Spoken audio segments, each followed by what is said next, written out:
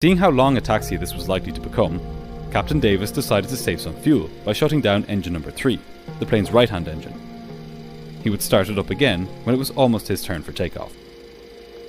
This was standard procedure at Delta, and nowadays keeping one engine off during taxiing is even more commonplace.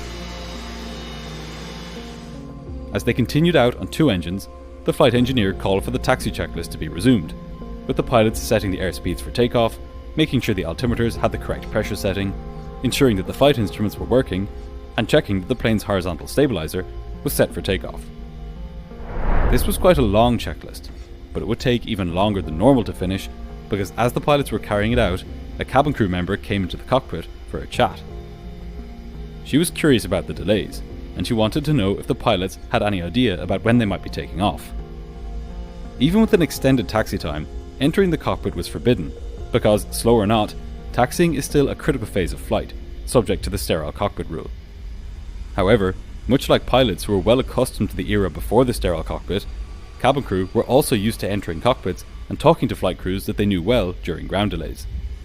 This particular cabin crew member had been with Delta for 30 years.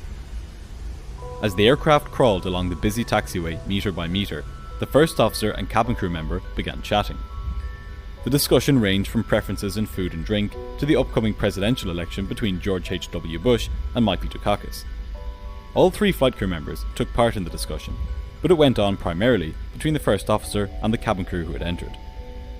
Captain Davis was of the belief that because they were moving so slowly on the taxiway, this did not count as a critical phase of flight, and so he allowed the distraction to continue.